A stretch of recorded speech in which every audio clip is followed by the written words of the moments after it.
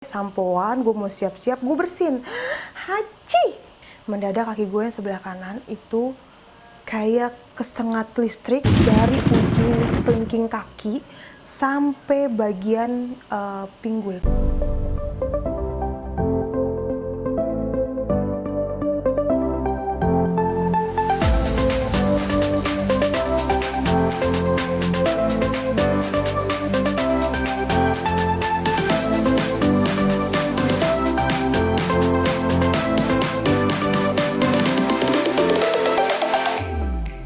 Hai guys, kaget kucing gue. Mohon maaf ya Lee Min Ho.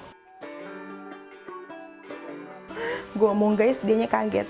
Hai guys, ini video cerita pertama gue. Gue bakal cerita masalah kesehatan yang terjadi dalam hidup gue. Bukan masalah kesehatan jerawat yang tidak kunjung kelar, bukan masalah kesehatan berat badan gue yang menambah tiap harinya tuh ya. Tapi ini masalah kesehatan yang berdampak efeknya di 2020. Tapi awal mula kejadiannya gue terjatuh itu di 2010. Dan ini harus wajib kudu mas bi lo semua tonton. Guys, sebenarnya awal mula kenapa gue bisa kena saraf kejepit ya, kenapa gue bisa berdampak di tahun 2020. Ini kucing gue tuh, gue lagi ngomong, astagfirullahaladzim, Lee Min Ho.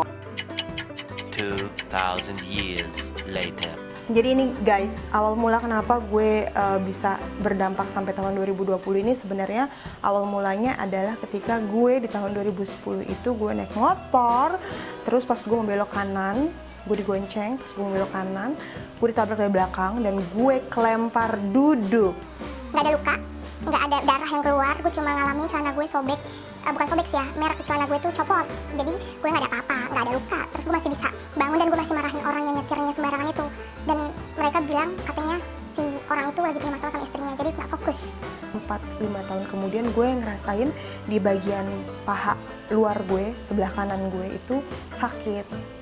Paha kanan belakang sakit tuh, di mana tuh? Pokoknya di paha kanan belakang lah ya sakit. Akhirnya gue diemin, gue sempat fisioterapi 2-3 kali gue diemin. Tiba-tiba dalam kurun waktu 10 tahun tuh ya, gue jatuh lah dari tangga 2 kali.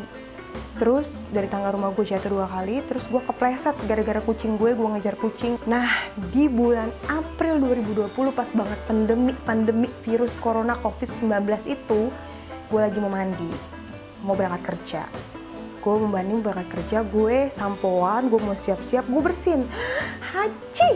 Mendadak kaki gue yang sebelah kanan itu kayak kesengat listrik dari ujung kelingking kaki sampai bagian pinggul. Langsung lah gue panggil nyokap gue, terus nyokap gue bantuin gue untuk keluar dari kamar mandi. Gue bilang jangan disentuh kaki gue, kucing gue naik lagi nih. Jangan disentuh kaki gue. Aduh, dia tidur di samping kamera, pintar. Diem di situ ya nak ya, lu produsernya, gue talentnya. Gue akhirnya dilariin ke rumah sakit dan gue untuk pertama kalinya gue bilang sama dokter, gue minta dicek kondisi kaki gue, saraf gue. Akhirnya gue dicek, gue masuklah ke MRI gitu, kayak alat masuk ke dalam tiduran, cuma tabung kecil dan itu 1,5 jam, sumpah itu tidak nyaman sekali. Jadi pas gue dicek, gue terkena saraf kejepit L5S1, lumba 5 gue kena. Terus udah gitu akhirnya ya udah ya, akhirnya dokter bilang, Dwi Nur Oktaviani, kamu tuh masih produktif, usia kamu tuh masih 33 tahun. Ini sayang kalau kamu tidak produktif, mendingan kamu operasi. Gue suruh operasi. Gue tanyalah sebagai seorang yang intelek tinggi, gue tanya, dok kalau saya operasi kemungkinan berhasil berapa persen? Ya plus minus, kalau berhasil ya kamu normal, kalau nggak berhasil bisa menyebabkan kelumpuhan. Makin shock gue kan, kelumpuhan 33 tahun, oh my god. Akhirnya gue bilang, dok selain itu ada nggak sih alternatif lain? Dokter bilang, ya udah saya kasih obat, kamu fisioterapi, kamu berenang, kamu tidur di tempat yang khusus untuk tulang. Terus juga kamu nggak boleh bawa barang berat, maksimal 2 kg, kamu hanya boleh bawa itu. Terus udah gitu juga kamu nggak boleh bungkuk. Itu tuh pantangan-pantangan gue banyak ya. Akhirnya gue jalanin semua, gue membaik dong, dengan pede nih kalau di kantor ditanyain, Dewi lu udah sehatan? Alhamdulillah sehat. Itu 1 bulan gue sehatan, serius. Jadi bulan April gue kena, setelah lebaran tuh gue udah lepas obat. Setelah lebaran tuh kapan sih? Mei ya? Lebaran Mei itu. 1 bulan gue bener-bener sembuh. Ternyata gue bandel lagi nih. Hal-hal yang dilarang gue lakuin. Gue dorong-dorong kasur, ngerapihin kamar dengan pedenya karena badan gue udah sehat, licin. Lagi-lagi nih ya, lo sebagai pasien harusnya lo tahu diri lo tahu pantangan-pantangannya dari dokter tuh apa. Jadi jangan pernah lu larang atau lu langgar tuh ya. Lo langgar itu. Agustus gue mulai lagi serangan kedua. Nah, apa yang gue lakukan? Yang gue lakukan sekarang adalah 1, gue masih fisioterapi, gue masih minum obat tapi gue mengurangi kadar dari obat sesuai dengan anjuran dokter. Terus gue tahu badan gue sekarang, gue nggak bawa barang berat, gue cuma ke kantor cuma bawa tas waist bag doang, kayak gitu. Dan gue sangat menghindari untuk bungkuk terlalu lama ataupun ya pokoknya yang membuat tulang punggung gue itu extra effort untuk bekerja, itu gue sangat hindari. Pinter kan gue sebagai pasien. Oh my god, wow. Gue tuh tipe orang yang suka nanya. Jadi gue tanya ke 3 dokter spesialis saraf, 1 dokter bedah saraf, 2 dokter rehab medik, dan 1 dokter umum atas hasil MRI gue. Dan semuanya bilang, Dewe, kalau kondisi seperti ini, kayaknya tindakan yang paling baik adalah operasi. Lagi-lagi gue shock dong sebagai orang produktif, umur 33 tahun. Terus gue disuruh operasi, gue kaget, shock lagi. Terus gue tanyalah sama dokter, lagi-lagi gue nanya sama dokter. Emang gue banyak nanya kali ya. Dok, berapa persen kesembuhan saya kalau saya operasi? Gue nanya ke dokter bedah syaraf. Kesembuhan operasi itu kemungkinan 99%. 1%-nya apa, Dok? 1%-nya bisa saja kelumpuhan. Kelumpuhan. Oke, gue bisa dapat kelumpuhan kan? 1% tuh. Gue tanya, kelumpuhan yang seperti apa, Dok? Dokter bilang, kelumpuhannya itu adalah ketika nanti kaki yang lo operasi itu, bagian tumit belakang itu tidak akan bisa napak. Jadi modelnya jinjit. Ya, model-model kayak penari balet gitulah, jinjit-jinjit gitu jalannya. Itu yang dikatakan kelumpuhan. Terus gue tanyalah sama terapis gue yang fisioterapi. Gue ngobrol-ngobrol, emang kalau kelumpuhan itu sebenarnya bisa seperti itu ya?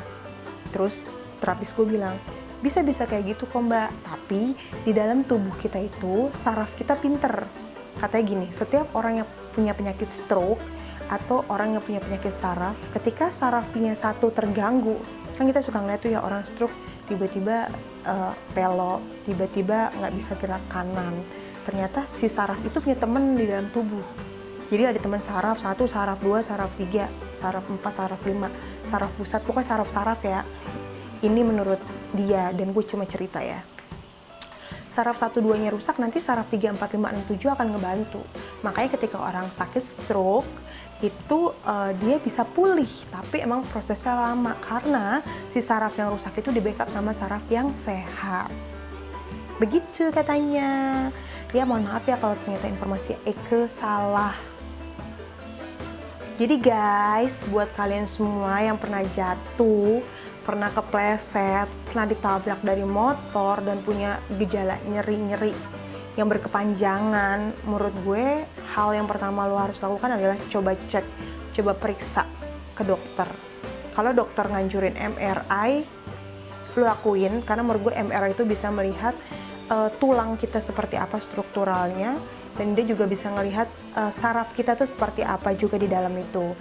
Kalau dokter nganjurin ronsen, coba lu tanya deh, kalau seandainya tulang saya nggak ada masalah tapi saya masih sakit, boleh nggak saya MRI? Karena setahu gue, ronsen dan MRI itu agak beda. Ronsen itu hanya melihat struktural untuk tulangnya, sedangkan untuk MRI itu melihat struktural tulang sekaligus itu